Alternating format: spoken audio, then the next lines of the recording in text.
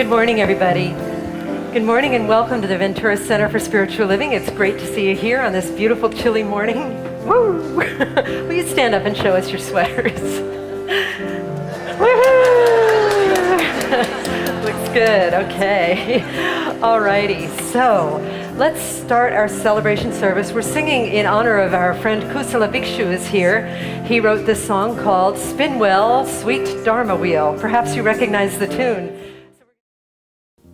And so it is, amen. And so it is. Thank you, Carol. And so let us breathe deeply and continue to inhale and exhale into that spirit of the I Am presence. Some call it God, some call it higher power, some call it love. Whatever it is that place within you that is bigger than yourself.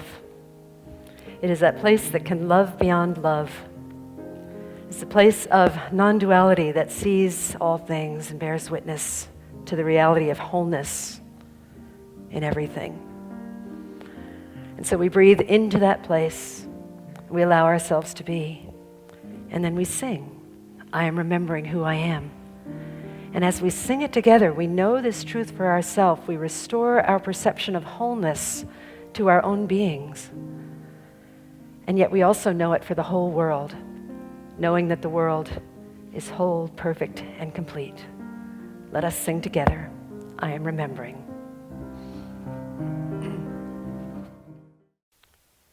Resting in that divine remembrance, let us breathe in deeply and then exhale, opening our eyes in love and service to what is, as it is, and so it is.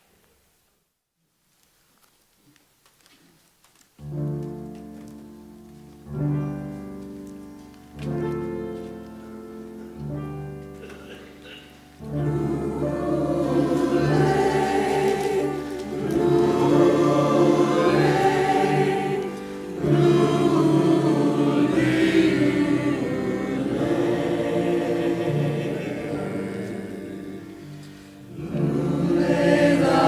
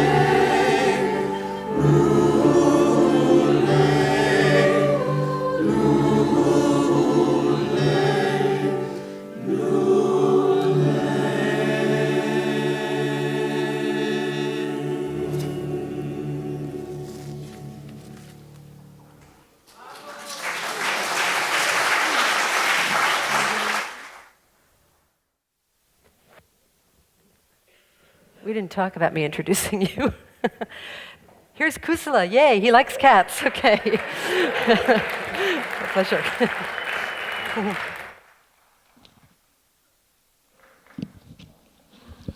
Well, happy holidays to everybody. And I wanted to share the Buddhist holiday with you today and why we have one. It happened in 1873 that in the Mahayana Zen tradition, they decided to go from the lunar calendar to the solar calendar. And lo and behold, we have Bodhi Day on December 8th. So Buddhists get to celebrate too. But what is Bodhi Day and what does it mean to a Buddhist, or what would it mean to you not being a Buddhist? Well, Bodhi Day is the day that the Buddha became enlightened underneath the Bodhi tree. And as you probably know the story, he left his family at 29 to seek his perfection. And at the age of 35, he succeeded. 36 years. Pardon me. 6 years. And then he sat underneath the Bodhi tree for 7 days, it said, in some traditions. I like 7. And on the 7th day, he calmed down and something remarkable happened. He began his journey to nirvana. And it said there were 3 watches of the night. And the Christian tradition has watches of the night, and the Jewish tradition has watches of the night. And these are segments, these are periods of time that happen all night and all day, and it's broken down. And it said in the first watch of the night, as the Buddha sat beneath the Bodhi tree, he became aware of all his past lives and how he had lived them and how he had exited from them and entered the new one, up to 100,000 past lifetimes. Now, people have asked me, well, can you remember your past life? Is there any recording of all the lives you've already lived? And in the Theravada tradition, the early Buddhist tradition, yes, it's in the Bhavanga consciousness. And in the Mahayana tradition, it is in the storehouse consciousness. And these are little seeds of the past lives, but we don't have access to them because we're not enlightened. But once you become enlightened, you get the code. And you're able to see all the past lives you've lived and how skillful or unskillful you've been. So can you imagine sitting down and spending a couple hours just going through all your past lives? And what you have come to understand is this is finally your last one. You'll never have to be reborn again. Now, it doesn't mean you don't exist. It means that you just won't be born. And birth is oftentimes looked at as a wonderful thing, a celebration. Announcements are made, parties are given. Everybody's having a really good time. And there's this little guy or gal who now will be suffering their whole life.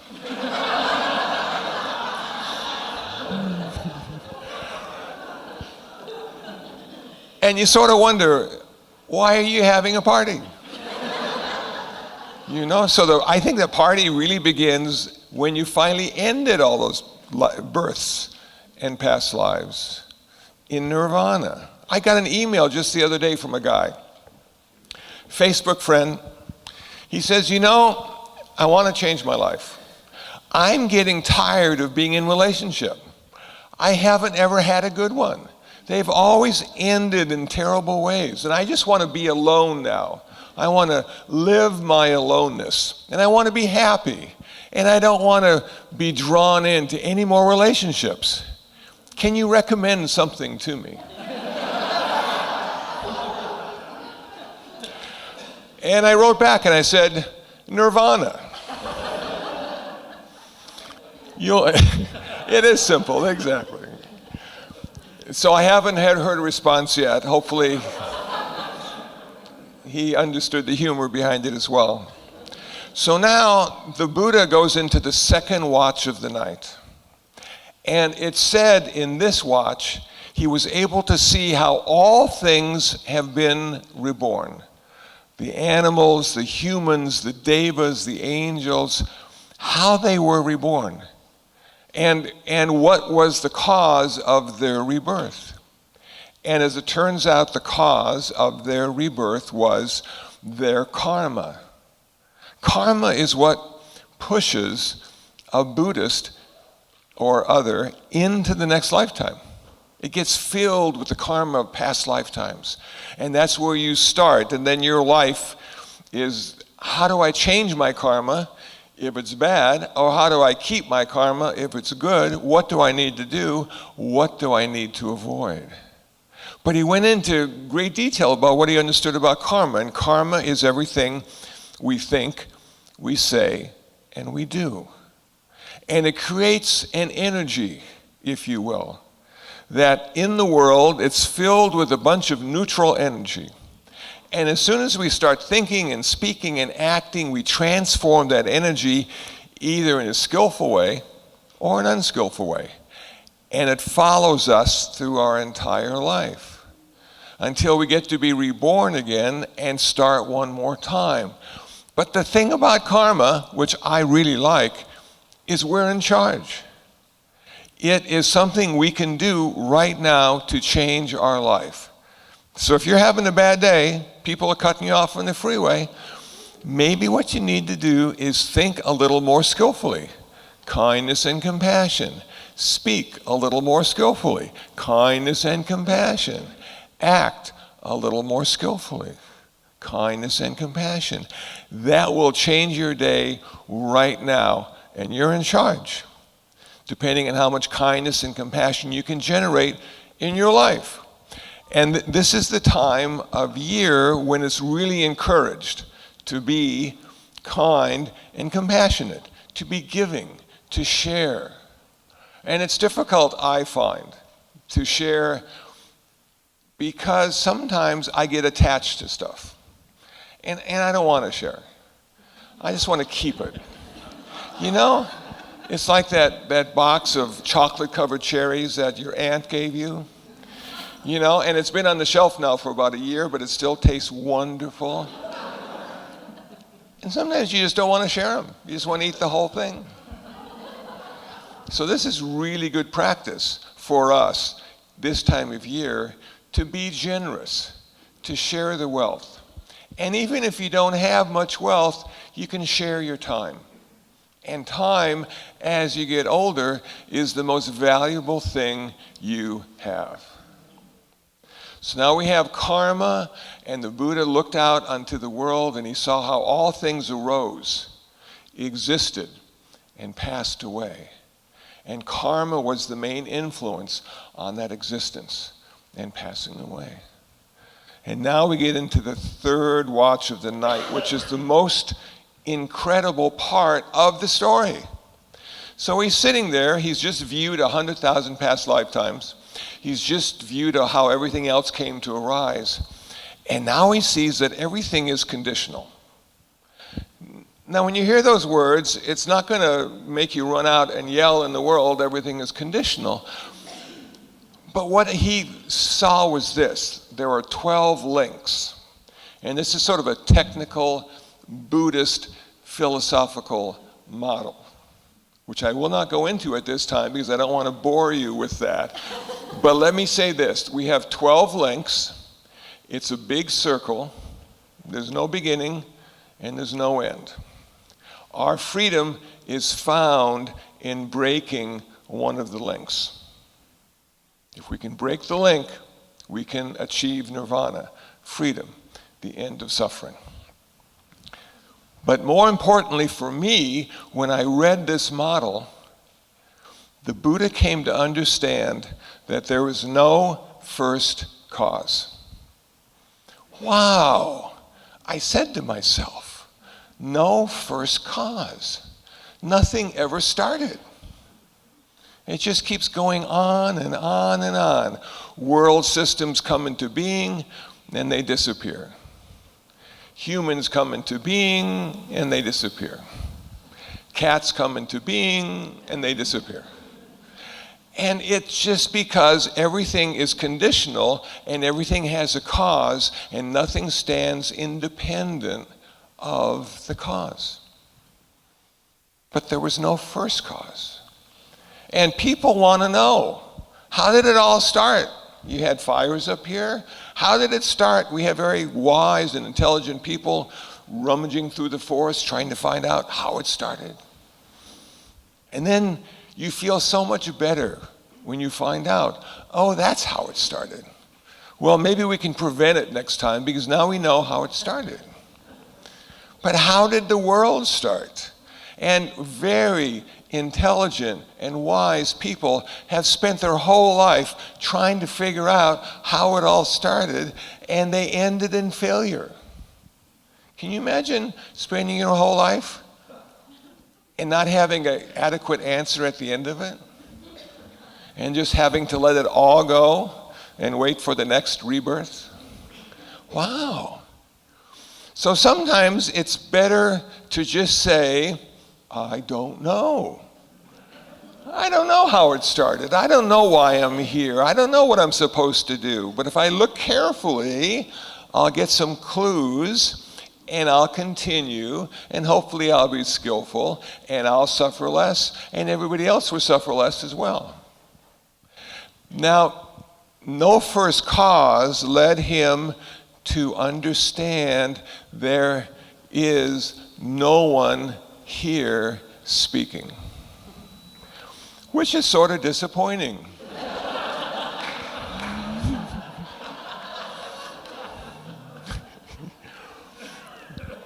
Because when I woke up today, I said, I'm somebody, and I got something to do, and I'm going to do it. And now I'm doing it, and now, rather than being somebody, I'm just talking about stuff. Where do I live? Where's the true nature of me? Where is the essence? What is it, that one thing that stands independent and is unique, and no one has one like it? I'm the only one. What is that thing? And the Buddha said, there wasn't one. He said, we're just a process. We were lucky enough to be born a human being. We have a mind and a body, and because those two things are working together, we have the illusion of being separate and somebody, which helps us exist in this very complicated world. Because we have to think independently and apart from stuff in order to use it or avoid it. So here I stand speaking about Bodhi Day, and I look at the door and I become one with the door, no longer separate. It's a rather interesting feeling, but you know what? I'll never get to leave.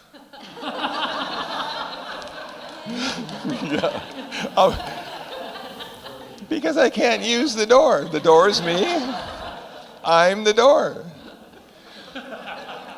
So once I'm separate from the door, I can use it. It can be an exit or an entrance. So I have to be separate from everything in my life in order to understand it, in order to use it. And what that separateness does at a very subtle and not so subtle level is it causes me to suffer. Because I'm always apart. There's always this bit of loneliness connected, or at least aloneness connected to being separate. And sometimes deep in meditation, or sometimes singing a song, we lose that separateness for a few moments, and the universe embraces us again. And it feels so good, and we wish we could live there, but we can't, because it's too complicated. We have to understand too many things in order to simply exist. And so we become separate again.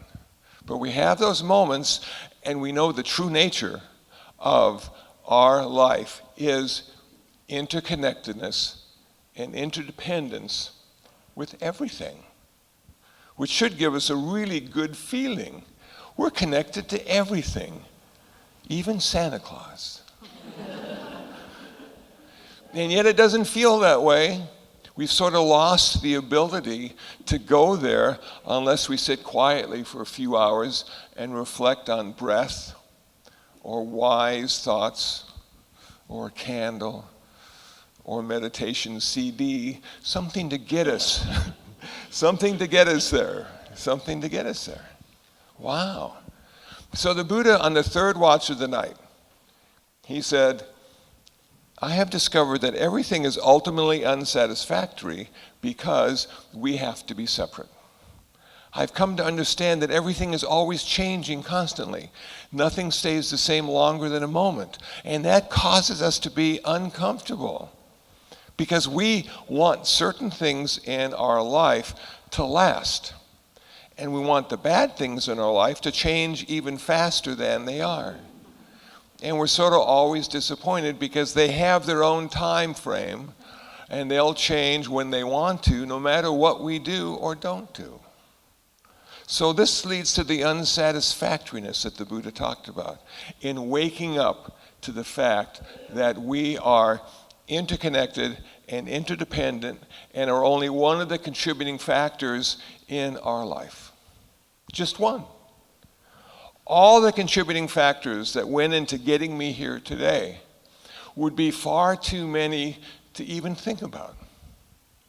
That to me, it was I got in my car and I drove here and there wasn't much traffic because it's a holiday and everybody left and this is the best time to be in California when everybody leaves.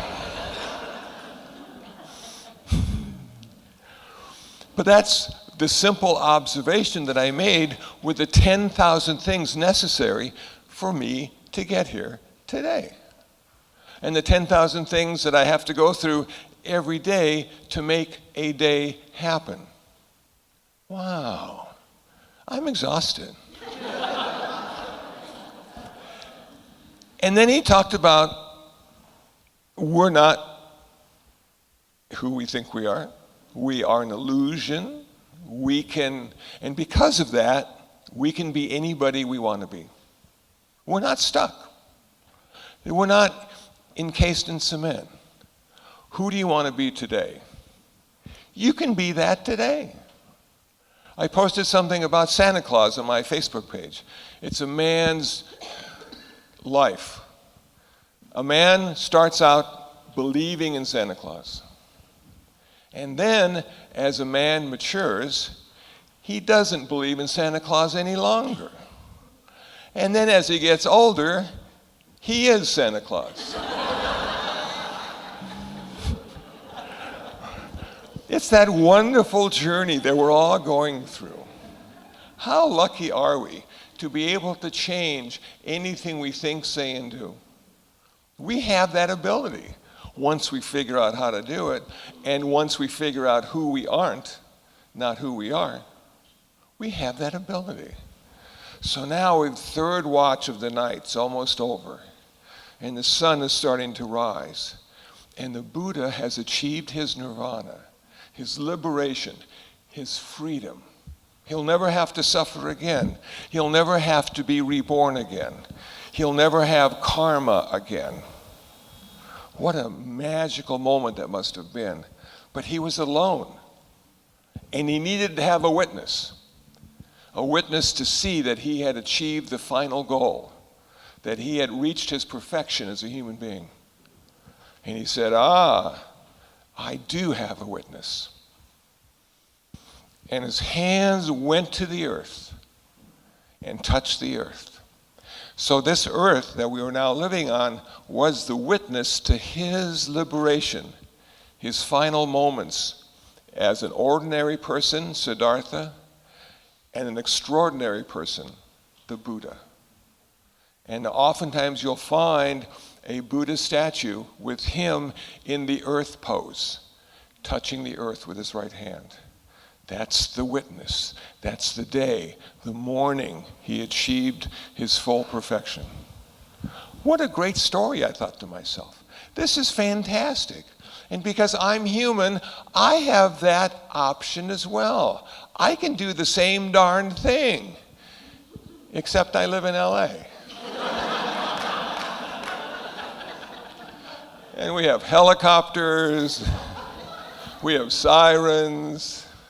They just changed the road in front of the Zendo. They tore it up one day and laid it the next. Whoa. Always rumblings going on in the big city, the urban environment. No peace, no solitude, no Bodhi trees that I can find. So people say, well, you know, how do you feel about that? I said, well, it's like a city parish to me. You know, it's a good place for a Buddhist to be because that's where everybody is suffering. Downtown LA. We need to be there. Even if we have to postpone our own liberation, our own happiness, our own freedom, somebody needs to be there, not necessarily to do anything, but just simply to listen and be their witness. Be their witness. And they'll come and talk to you, and they'll tell you exactly what's wrong, and they'll ask you, what should I do? And then you'll say nirvana. And then for the next 20 years, they go to study groups and meditate and retreats, and it still doesn't work. It isn't there. What happened? Well, you may have a few more lifetimes to go. It's not a one lifetime proposition. It's a many lifetime proposition. And you don't know how many years and lifetimes you've already been practicing. I think personally, when I look back on this life that I've lived, that I may have practiced before. Because when I went to the Zendo and heard Buddhism for the first time, it made perfect sense to me. I said, well, of course, it was practical. It was an analysis of the human condition. Of course. And when I went to Bible study, not that there's anything wrong with Bible study. Seinfeld was one of my favorite shows. I didn't understand a word. I was blaming the King James Version. But maybe it was just me. Maybe I couldn't hear it. And millions of others did. But when I heard Buddhism, I heard it. And maybe millions of others don't. And that's okay. We all have our own path. We all have our own stuff to work out. And what we can do perhaps is encourage each other to be the best, whatever it is, they can be. Because that's what works for them. I don't think everybody needs to be a Buddhist. It's too hard. You know? We have no grace, we have no forgiveness. There's a certain level of accountability we're stuck with. Can't blame anybody else. Man, you know? So I'm happy that the Buddha on Bodhi Day, December 8th, found his perfection. And it inspires me that maybe one day I'll find my perfection. And until then, I just have like a lot of practice to do. A lot of forgiveness for myself, and a lot of, not hope, but confidence in the future. That one day the right conditions will arise, and I'll realize at that point that I was already there. Happy holidays.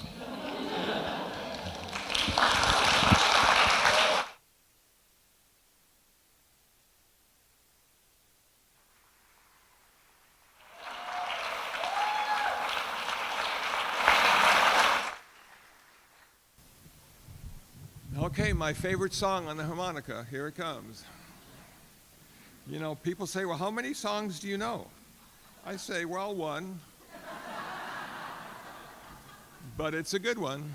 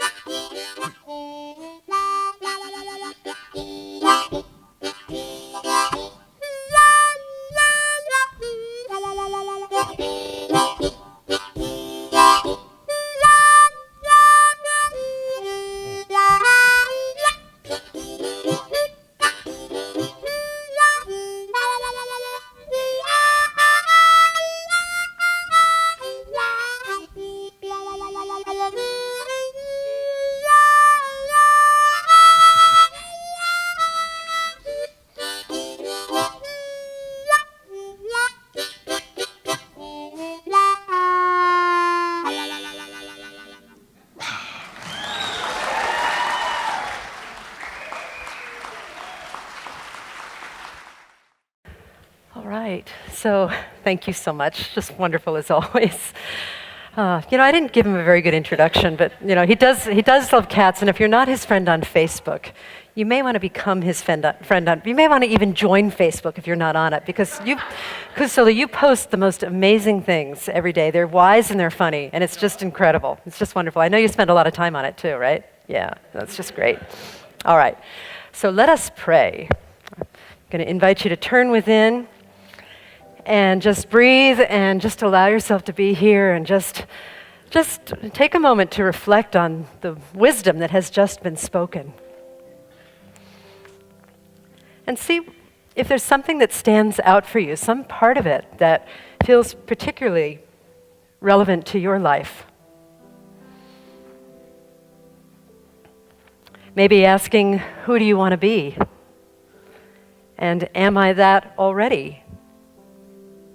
And how am I invoking karma? And if it's karma that doesn't feel good, can I apply some kindness and compassion, some joy, whether to myself or to others?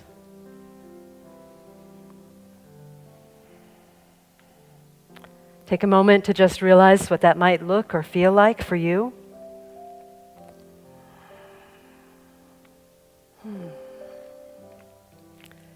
And then with perfect non-attachment, just breathe in and exhale and let it go. Knowing that there truly is only one amazing life without beginning, without end. This thing that we call life, that we call love, that incarnated as us, for us. What a privilege it is here to be here on the planet Earth and to celebrate this thing called life. This thing called my life, your life, the life of everybody. And may we celebrate wisely, with courage and with kindness for all beings. Today I trust that lives have been changed, that hearts have been opened, and that our spiritual work here today has been a blessing to everybody here in this sanctuary, but also a blessing unto the world, the universe, and beyond. I'm so grateful for this spiritual center, so grateful for what we teach and learn here. So grateful for all paths to God. I bless all of them. Churches, synagogues, temples, mosques, ashrams, fundamentalists, atheists, and anybody that I've left out. I simply bless all of them. And with a heart that is so filled with blessedness and so filled with love, I say thank you, Spirit, thank you, God. And I release these words into the divine mystery. And together we say, and so it is. I am so blessed. I am so blessed. I'm so grateful for all that I have.